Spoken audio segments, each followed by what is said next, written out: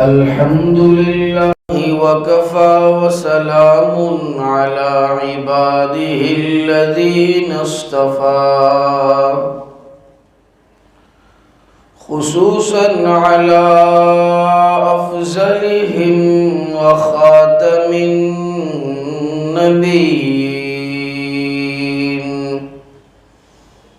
محمد الأمين وعلى آله وصحبه أجمعين أما بعد فأعوذ بالله من الشيطان الرجيم بسم الله الرحمن الرحيم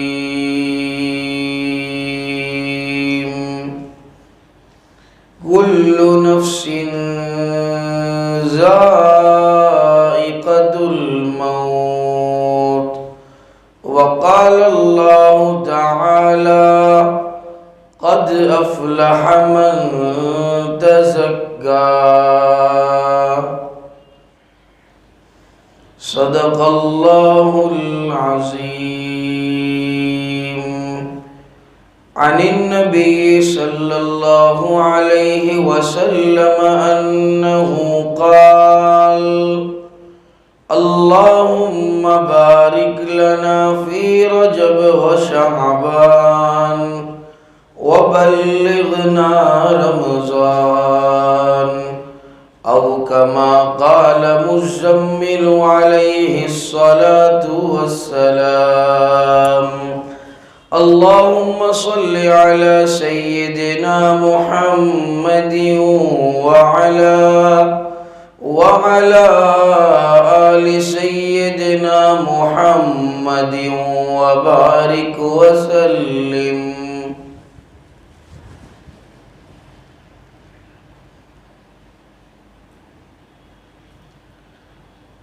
ماہ مبارک جاری ہے. یہ مہینہ ہر انسان کا اپنی جو روزمرہ کی زندگی ہے،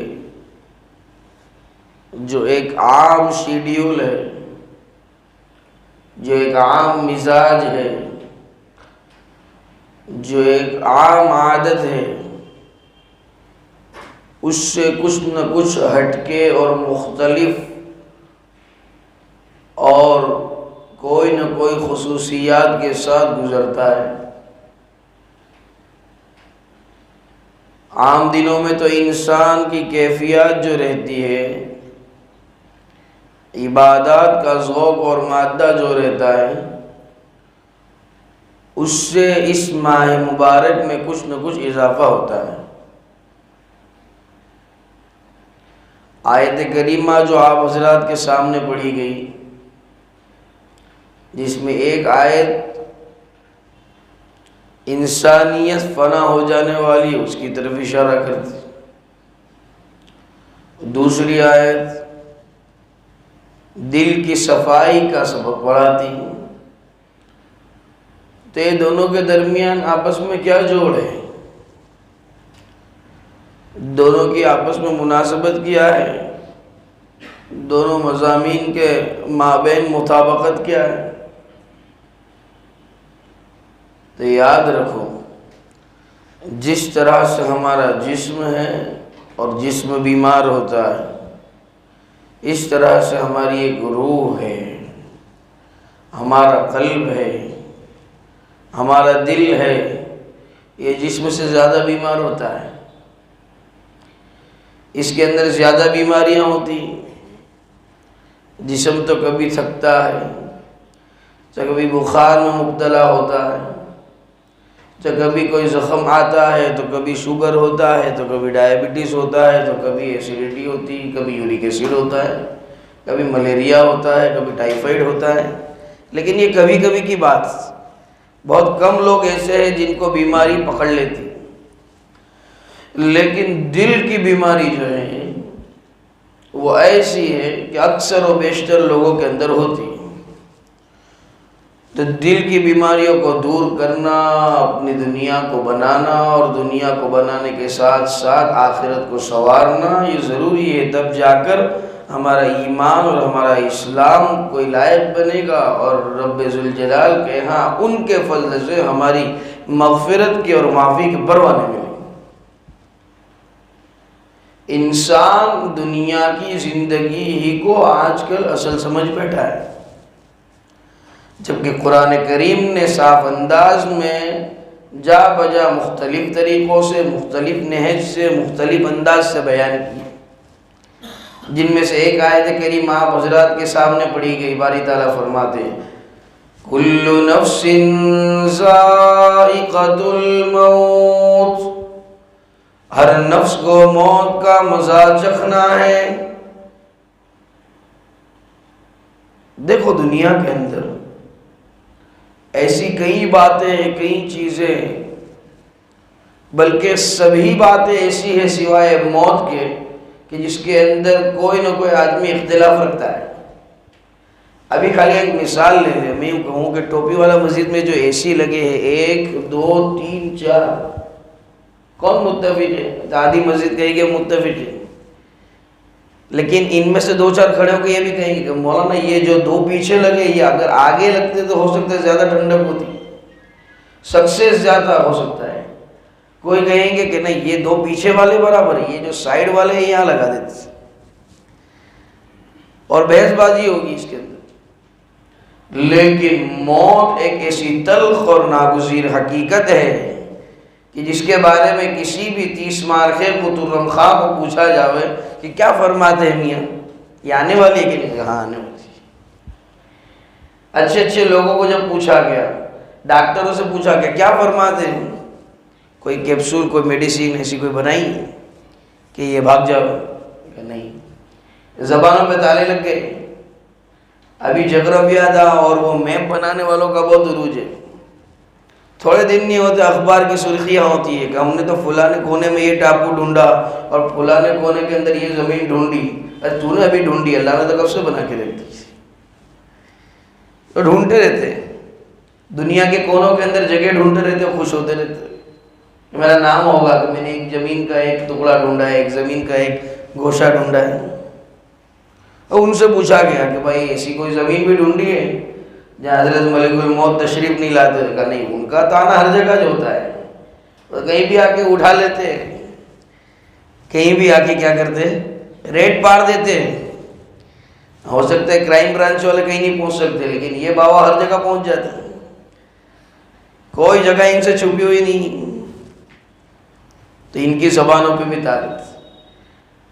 ابھی ٹیکنالوجیز کا زمانہ ہے، بہت عروج پر ہے ٹیکنالوجیز، اور پوچھا سب انجینئروں سے، سائنٹسٹوں سے، کوئی ایسا مشین بنا ہے کہ نہیں کہ جس سے تھوڑا سیٹنگ ہو جاؤ، اپنے دکھیت نہیں، یا یہ کہ بھاگ جاؤ ملک الموت۔ ارے تو دیکھ کے مت دیکھ، دنیا والوں کو نہیں دکھے گا، لیکن حضرت والا کو پتہ ہے کہ تمہارا ٹائم ہو گیا، وہ آ ہی جائیں گے، اللہ کا حکم ہوگا۔ تم کہیں بھی گھس جاؤ، کدھر بھی کھوا جاؤ، کیسی بھی ٹیکنالوجی استعمال کر لو، کیسے بھی معجون کھا لو، کیسے بھی بڑے پوسٹ پر عہدے پر ہو جاؤ، Z+ سیکیورٹی کے ساتھ گھومو۔ کیسی سیکیورٹی؟ Z+ security. کوئی Z+ سیکیورٹی کے بیچ میں سے آ کے بھی اٹھا لیتا ہے۔ اسی کا نام تو ہے کن فیکون کا مالک اللہ رب العزت، جو سب کچھ کے بنا سب کچھ کر سکتا ہے، اور ہم سب کچھ ہونے کے باوجود کچھ نہیں کر سکتے۔ یہ ایمان کا تقاضا ہے، لیکن اتنی تلخ حقیقت ہے، سب اس حقیقت کو اپنی زبان سے تسلیم کرتے ہیں، اور شاعر بھی اس کی حقیقت کو بیان کرتا ہے۔ پہلے بچپن میں تجھ کو ہی برسوں کھلایا، جوانی نے پھر تجھ کو مجنوں بنایا، اور بڑھاپے نے آ کے کیا کیا ستایا، اور ازل تیرا کر دے گی بالکل صفایا، اور جگہ جی لگانے کی دنیا دنیا نہیں ہے، عبرت کی جگہ تماشا نہیں ہے۔ یہ انسان کی حقیقت۔ بچپن میں کھیلتا ہے، کودتا ہے، کھاتا ہے، گاڑی پہ گھومتا ہے، گھوڑے پہ پھرتا ہے، جوان ہوتا ہے تو ایک حسینہ کے ساتھ شادی کرتا ہے، بچے آتے ہیں، ادھر ادھر گھومتا ہے، پھرتا ہے، دیکھتے ہی دیکھتے ہم یہ تھوڑا ہی ٹائم میں تو سفیدی آ گئی بابا ان کو، اور پتہ چلتا ہے ایک دن اعلان ہوتا ہے چلا گیا دنیا سے۔ یہ انسان کی حقیقت۔ اسی لیے اصل جو ہے وہ فکر آخرت، فکر عقبہ کی کر آج ہی بے خبر، فکر عقبہ کی کر آج ہی بے خبر، کل نہ کر کل کی کل کا بھروسہ نہیں، اور کل نہ آئی کبھی اور نہ آئے گی کل، کل نہ آئی کبھی اور نہ آئے گی کل، کل تو کیا ایک پل کا بھروسہ نہیں۔ یہ زندگی ہے جو ایک کھیل تماشا ہے جس کی کوئی حقیقت نہیں، اصل فکر آخرت ہے۔ اس اعتبار سے ہمیں چاہیے کہ ہم اپنے آپ کو تیار کریں۔ اب کیسے تیار کریں؟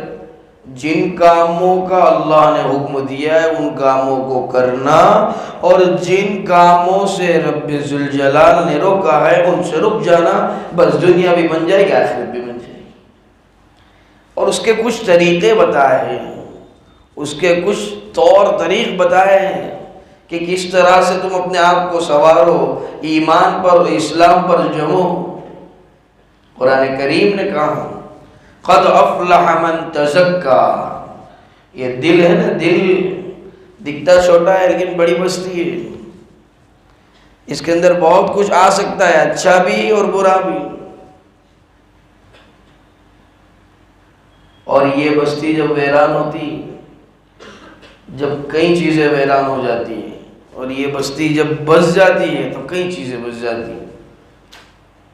اسی لیے ہمیں چاہیے کہ ہم دل کے امراض کو بھی دور کریں، اس سے بھی ہماری دنیا بنے گی اور آخرت بنے گی۔ قرآن کریم نے صاف انداز میں بیان فرمایا قد افلح من تزکا، تحقیق کے کامیاب ہو گیا وہ شخص جس نے اپنا تزکیہ کر لیا، دل کی اور روح کی صفائی کر لی، اپنے دل کو لوگوں کے لیے صاف کر لیا، کینے سے اپنے آپ کو بچا لیا، کپٹ سے بچا لیا اور دشمنی سے بچا لیا، دل کے اندر کسی کا بغض رکھنے سے بچا لیا، عناد سے بچا لیا، حب جاہ سے بچا لیا، تکبر سے بچا لیا، I am something اپنے آپ کو سمجھنے سے بچا لیا۔ I am کا بہت بڑا مسئلہ ہے آج کل، I am final، بیٹا باپ کے سامنے سمجھتا ہے I am final، یہ دل کی بیماری۔ ابا تم کو سمجھ نہیں پڑے، رہنے دو، یہ کبر ہے۔ شاگرد استاد کو کہتا ہے سمجھ نہیں پڑتی ان کو ماراش کرتے، سمجھ نہیں پڑتی ان کو بولاش کرتے، یہ کبر ہے۔ یہ ہم اپنے آپ کو فائنل سمجھتے اس لیے ایسی باتیں کرتے۔ اگر نہیں سمجھتے ہوتے تو کہتے نہیں استاد جی آپ جو کر رہے ہو وہ صحیح ہے، ابا جی آپ جو کر رہے ہو وہ صحیح ہے۔ اگر کبر نہیں ہوتا تو ایسی باتیں کرتے، اور مزید غصہ آتا تو کیا کرتے؟ چچا کو جا کے شکایت کرتے، ابا بہت مارتے، امی بہت مارتے، استاد مارتا ہے، گھر جا کے شکایت کرتے، مدرسے چھوڑ دیتے، ادھر ادھر بیٹھ کے ان کی غیبت ہے۔ استاد کو کوئی نقصان نہیں ہونے والا، باپ کی شکایت سے باپ کو کوئی نقصان نہیں ہونے والا۔ یہ دل کی دنیا ہے، دل کی دنیا ہے، بگڑ جاتی ہے، اس سے علوم نہیں آتے، دینی علوم اور علوم شرعیہ کا اس کے اندر جو مسکن ہے وہ اتنا پاک ہے اور اتنا صاف اور شفاف ہے کہ اس کے اندر ذرہ برابر بھی گندگی اور قدرت ہوگی تو وہ علوم بظاہر تو لگے گا آ رہے ہیں، لیکن وہ علوم نہیں، وہ صرف معلومات ہوگی۔ علم یہ ایک نور ہے، اور نور ضلالت کے ساتھ جمع نہیں ہو سکتا۔ دودھ کا ایک قطرہ ہے، اس کے اندر اگر دودھ کا ایک پیالہ ہے، اس کے اندر پیشاب کا اگر قطرہ گر گیا تو پورا کا پورا پیالہ خراب ہو جائے گا۔ اس لیے دل کی دنیا کو سنوارنا بہت ضروری۔ قرآن کریم نے بھی اس کی طرف اشارہ کیا۔ اب ایک بات تو موت کی فکر ہو گئی اور اس کے لیے دل کی دنیا کو سنوارنا ہو گیا۔ اب کیسے سنواریں گے دل کی دنیا؟ اس کے لیے جن لوگوں نے اپنی دنیا کو سنوارا ہے ان لوگوں کے پاس جانا پڑے گا، بیٹھنا پڑے گا، زانو تلمذ ہونا پڑے گا، اپنے آپ کو ان کے حوالے کر دینا پڑے گا۔ وہ جس طرح سے کہیں گے زندگی کے ہر شعبے میں ان سے قرآن اور حدیث کی روشنی میں مشورے لیتے رہنے پڑیں گے، تب جا کر زندگی بنی۔ قرآن کریم نے کہا یا ایھا الذین آمنوا اتقوا اللہ وکونوا مع الصادقین، اے ایمان والو تقوی اختیار کرو اور سچوں کے ساتھ رہو۔ سچوں سے کون مراد؟ سچوں سے مراد ہے یہ صادقین فی الاقوال والصادقین فی الاعمال والصادقین فی الاعمال وَأَيْهُمُ الْمُفْلِحُونَ وَأَيْهُمُ الْمُتَّقُونَ۔ سچوں سے یہاں کامیاب لوگ مراد ہے، متقین حضرات مراد۔ تو اس سے کیا ہوتا ہے پتہ ہے؟ انسان کا دل سنور جاتا ہے۔ جیسا کہ جسم کے ڈاکٹرز ہوتے ہیں، یہ روح کے ڈاکٹر ہے۔ یہ صوفیاء کرام اور یہ اہل اللہ اور یہ علماء اعظام یہ دل کی بیماریوں کے ڈاکٹر ہیں، دل کی بیماریوں کا علاج کرتے، انہیں اچھا کرتے۔ ہمیں پتہ نہیں چلتا ہے۔ کبھی کسی شیخ نے کہہ دیا کہ چپلیں اٹھاؤ سب کی، یہ چپل اٹھاؤ، ہاں اس سے کبر ٹوٹے گا۔ یہ چپلیں اٹھا رہے ہیں، سب دیکھ رہے ہیں، شرم آ رہی ہے۔ اور کوئی کیا سوچے گا میں چپلیں اٹھاؤں، کوئی کیا سوچے گا میں ایک لوں، کوئی کیا سوچے گا میں وہ کو۔ سب کے سامنے کبھی کسی استاد نے بول دیا، باپ نے بول دیا، سمجھنی پڑتی ہے گدھے، تو اس وقت کیا ہوتا ہے انسان کو؟ ابا نے سب کے سامنے بول دیا، میرے سب دوست لوگ کھڑے تھے، ایسا تھوڑی چلتا ہے ابا، نہیں۔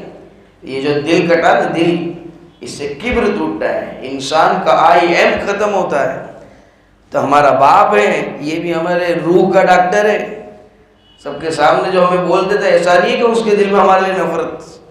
ہمارا شیخ جو ہمیں سب کے سامنے ڈانٹتے تھے، اس کا مطلب یہ نہیں کہ ان کے دل میں ہمارے لیے نفرت۔ ارے ان کے دل تو صاف ہوتے ہیں، شفاف ہوتے ہیں، ہماری محبت سے لب و لبریز ہوتے ہیں، لیکن یہ جو کرتے ہیں ہمارے ہی فائدے کے لیے کرتے ہیں۔ واقعہ یاد ہے سن،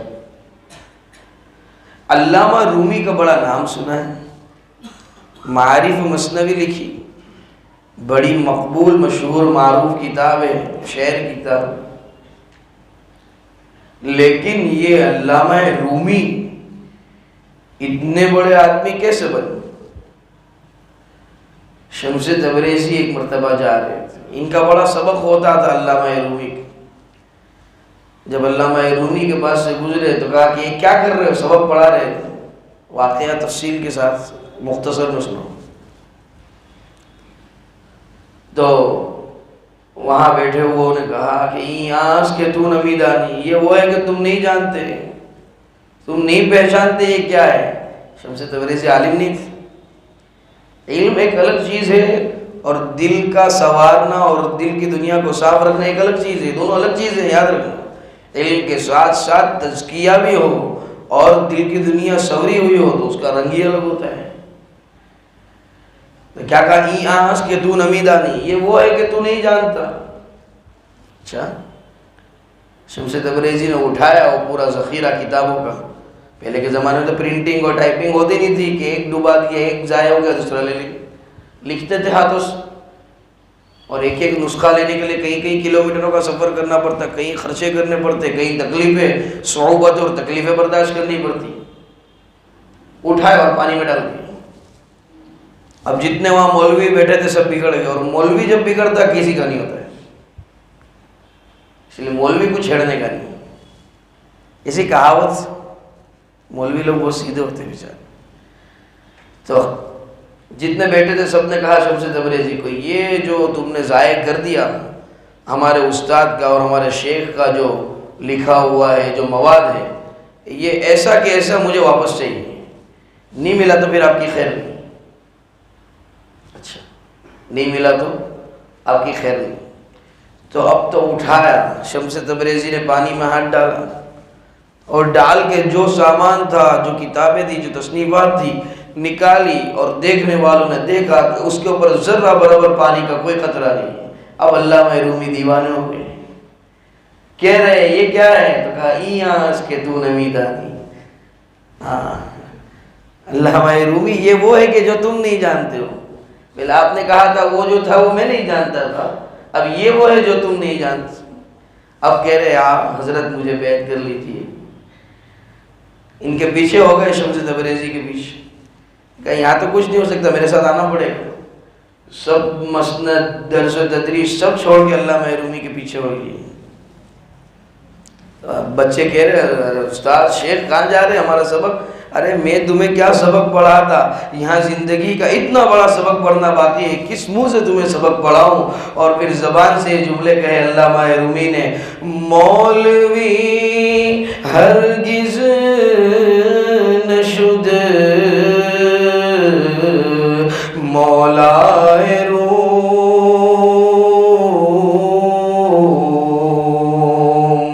تا غلام شمس تبریزی نشد۔ مولانا روم تب بنے جبکہ شمس تبریزی کی غلامی کو انہوں نے پسند کیا اور اختیار کیا، ورنہ یہ مولوی روم تو تھے، لیکن مولانا روم تبھی بن سکے جبکہ انہوں نے اپنے شیخ کی اور شمس تبریزی کی غلامی کو اختیار کیا اور اپنے دل کی دنیا کو بنایا اور سب۔ بہرحال یہ تین باتیں ہیں۔ نمبر 1، موت ایک ناگزیر حقیقت۔ نمبر 2، دل کی دنیا کو سنوارنا ضروری، بنانا ضروری۔ نمبر 3، بنانے والوں کے پاس جائیں گے تو بنے گی نا، ڈاکٹر کے پاس جائیں گے تو علاج ہوگا نا۔ اور نمبر 4، جس کو ہم کیسے بھول سکتے ہیں، ماہ مبارک جاری، ہمیں دعاؤں کا اہتمام کرنا چاہیے، مانگنا چاہیے کہ ابے ہم وصول کرنا تھا ایسا نہیں کر پائے، اللہ جو بچے کچھ ایام ہیں انہیں برابر سے وصول کرنے کی توفیق سعید عطا فرما، اور اپنے آپ پہ تھوڑا قابو رکھے، بچے ہوئے ایام کی قدر کرے، اور اب تک جو ناقدریاں ہوئیں اللہ رب العزت سے اس کی معافی مانگ، ورنہ کہیں ایسا نہ ہو کہ رمضان گزر جائے اور ہم پچھتائے، لیکن پھر پچھتائے کوئی مطلب نہیں۔ دیکھیے نا، ہم کل تک کیسا سنتے تھے کہ رمضان آ رہا ہے، آج جا رہا ہے۔ کل تک تو شور تھا کہ رمضان آئیں گے، اور آج غم یہی ہے کہ رمضان چلے چلے۔ 22 روزے ہو گئے، کیا کیا ہم؟ ارے غور تو کرے، محاسبہ کرے۔ محاسبہ بہت ضروری چیز۔ دیکھے کہ کتنا وصول کیا ہم نے رمضان المبارک، کتنا فائدہ اٹھائے۔ کہ عام دنوں میں تہجد نہیں پڑھتے تھے، کیا رمضان میں تہجد کی پابندی کی؟ عام دنوں کے اندر اوابین کو کوئی جانتا نہیں تھا، تو کیا مغرب کے بعد اوابین کا اہتمام ہوتا ہے؟ عام دنوں کے اندر اشراق اور چاش کا کوئی پتہ نہیں تھا، تو کیا اس کا پتہ ڈھونڈا، اس کو پکڑا؟ کیسے پکڑیں گے؟ تو رات کو جاگتے، صبح امام صاحب لمبی نماز پڑھا، امام صاحب کیا ہے 10 منٹ کی نماز، پوری رات جاگے؟ ارے یہ عبادت کا مہینہ ہے، یہ طاعات کا مہینہ ہے۔ تراویح کے اندر کوئی حافظ صاحب نے پڑھ لیا 14 منٹ 15 منٹ کی 4 رکعتیں، کیا فرض نماز پڑھاتے ہو آپ؟ تو کیا حرم میں نہیں سنتے کیسا قرآن ہوتا ہے؟ اور قرآن کریم نے اپنے آپ کو پڑھنے کا کس طرح سے حکم دیا ہے؟ وَرَتِّلِ الْقُرْآنَ تَرْتِيلًا، قرآن کو سکون کے ساتھ، اطمینان کے ساتھ، شوق کے ساتھ، جذبے کے ساتھ، پوری تجوید کی رعایت کے ساتھ پڑھو۔ قرآن کریم جو پڑھا جاتا ہے، قرآن کریم پڑھا جاتا ہے، ہم کیا سمجھتے ہیں یہ اللہ سے ہم کلام کر رہے ہیں کہ ہم آپس میں جو باتیں کرتے ہیں، کوئی ہمیں پوچھتا آپ کا نام کیا ہے، کیا کہ میرا نام محسن، سمجھ ہی نہیں پڑے گی آپ کے والد صاحب کا نام، تو قرآن تو ہم ایسے ہی پڑھتے، میرا نام محسن ہے، میری والد صاحب کا نام آفتاب ہے۔ اس طرح سے انسان اطمینان کے ساتھ جواب دیتا ہے۔ آپ کا بزنس کیا ہے، آپ اتنی سٹ فٹافٹ جواب دے دو گے، سامنے والا کہے بھائی دھیرے بول، یا جو بولا اس کا ترجمہ کر دے، پھر سمجھ میں آئے گی۔ تو ہم اللہ کے ساتھ باتیں کرتے فاسٹ ایک دم، نہ پیچھے والے کو کچھ سمجھ پڑتا ہے، اور کبھی بار تو ایسا قرآن پڑھا جاتا ہے کہ قرآن پر لعنت، اور کوئی اچھا پڑھنے والا ہے، قرآن کا حق ادا کر کے پڑھنے والا ہے، تو پھر کیا کرتے لوگ، مولانا یہ 14-15 منٹ ہوتی بالکل سمجھ میں نہیں آتی، دیکھو دوسرا 10 منٹ میں ختم کرتا ہے۔ دوسری مسجدوں کے ایڈریس دیتے ہیں کہ وہاں 10 منٹ میں ہو جاتی ہے، وہاں 9 منٹ میں ہو جاتی ہے 4 رکعت، وہاں تو 1 گھنٹے میں فرض اور وتر کے ساتھ مولانا باہر اپنی 12ویں رکعت چلتی ہوتی، تب تو وہاں وتر کا سلام پھر جاتا، میں کیا کروں بھائی، تیری 12ویں رکعت میں وہاں وتر کا سلام گم جاتا، وہاں چلا جا بھائی۔ تو رمضان اس لیے آتا ہے کہ 1-1 منٹ پکڑے، 2-2 منٹ پکڑے۔ اور پھر عجیب بات یہ ہے کہ ہم جو پڑھ کے نکلتے ہیں، تراویح اور عبادات کر کے نکلتے، تو ایسا بھی نہیں گھر چلے جاتے، وہاں سے کوئی چوک میں جائے گا، کوئی بھاگل پہ جائے گا، کوئی باہر دوستوں کی میٹنگ لگائے گا، کوئی سگریٹ جلائے گا، کوئی تمباکو کھائے گا۔ یعنی ایسا بھی نہیں ہے کہ کوئی بہت کام ہے، نہیں، لیکن بس جلدی سے یہ جیل میں سے چھوٹو، جلدی سے یہاں سے باہر ہو، اس کو بوجھ سمجھتے ہیں، بوجھ نہیں ہے۔ یہ رمضان کے مہینے کے اندر اللہ رب العزت نے ہمیں بونس دیا ہے، موقع دیا ہے کہ ہم اپنے آپ کو بناویں، جیسا رمضان ویسی پوری زندگی، ایسا یاد رکھنا۔ تو رمضان کے اندر ہم اپنے آپ کو عادی نہیں بنائیں گے تو کب بنائیں گے؟ فجر کی نماز میں کھڑا نہیں رہا جاتا لمبی نمازیں پڑھنے کے لیے، مت جاگو رات کو، کوئی ضروری نہیں ہے رات کو جاگو، تراویح پڑھو، آؤ جو تلاوت ہو سکے گھر میں کرو، سو جاؤ، لیکن ایسا مت کہو کہ فجر کی نماز کیوں لمبی ہوتی ہے۔ ہاں، مغرب کے بعد کہیں مت جاؤ بازار میں، تھوڑی دیر لیٹ جاؤ، آرام کر لو، اور تراویح کے اندر برابر کھڑے رہو، یہ ضروری ہے۔ نہ کہ یہ ضروری ہے کہ پھٹافٹ تراویح پڑھ کے باہر بازار میں رپورٹ لینی کہ کیا ہو رہا ہے کیا نہیں ہو رہا ہے، دیکھنا پڑے گا کون سی راری پہ کیا مل رہا ہے، یہ ضروری ہے ہی نہیں۔ ایسا بھی نہیں کہتا ہوں کہ نہیں جا سکتے، لیکن جب یہاں پر کمزوری آ رہی ہے اور یہاں پر گلے تلے کرنا پڑتا ہے تو پھر وہ سب کو چھوڑنا پڑے گا، اس لیے کہ یہ ضروری ہے وہ ضروری نہیں، انسان سمجھتا نہیں۔ بہرحال عرض یہ کر رہا تھا کہ عام دنوں کے اندر ہمارا جو معمول ہے اس سے کچھ نہ کچھ ہٹ کے اور کچھ نہ کچھ خاص معمول رمضان المبارک میں ہونا چاہیے۔ دیکھیے تو صحیح، اللہ رب العزت کتنا مہربان ہوتا ہے، تہجد کے وقت میں آسمان دنیا پر اللہ رب العزت فرماتے ہیں حل من مستغفر، ہے کوئی معافی طلب کرنے والا، کوئی توبہ کرنے والا کہ میں اس کی توبہ کو قبول کر لوں، حل من مسترزق، ہے کوئی روزی کا اور رزق کا تلاش کرنے والا کہ میں اسے روزی دے دوں، رزق دے دوں۔ ہر جگہ مسئلہ ہے، مندی ہے، جیب خالی ہے، مولانا خرچے بہت ہو رہے، کمائی اتنی نہیں ہے، تو وہ دینے والا بیٹا ہے، ان اللہ یرزق من یشاء بغیر حساب، وہ جسے چاہتا ہے بے حساب رزق عطا فرماتا ہے۔ ہم تو مائل بکرم ہے، کوئی سائل ہی نہیں، اور راہ دکھلائے کسے کوئی رہنو منزل ہی نہیں۔ اللہ تو دینے کے لیے بیٹھا ہے، لیکن ہائے افسوس بندہ لینے کے لیے راضی نہیں، پھر ہائے واویلا اور روتا گھومتا ہے کہ کچھ ہوتا نہیں ہے، میرے سے کچھ بنتا نہیں ہے، بہت بندی ہے، یہ ہے وہ ہے۔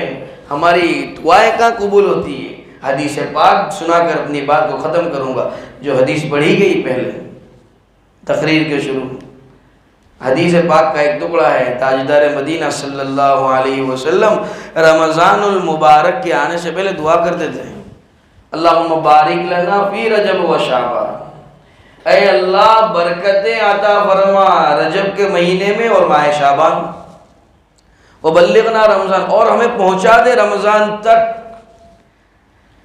تو ہم جانتے ہیں کہ رجب کے مہینے سے شعبان بھی ہم گزاریں گے، رمضان تک پہنچ جائیں گے؟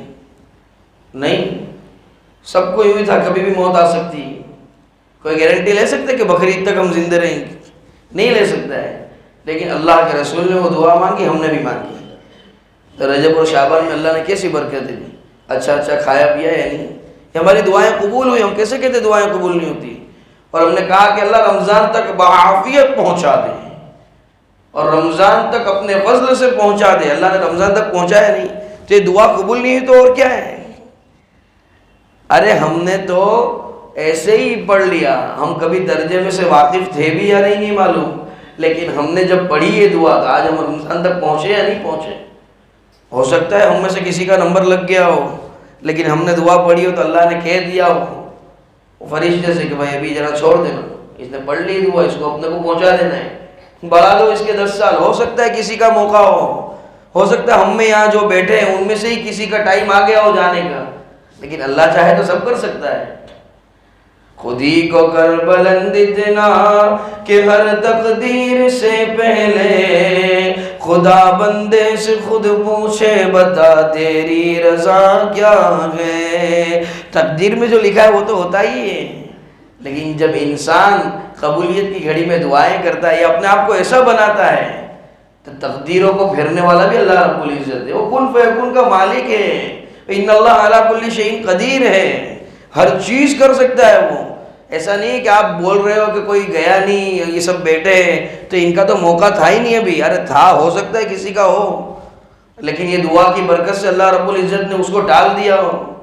بس انہی گزارشات پر آج کی بات ختم کرتے ہیں۔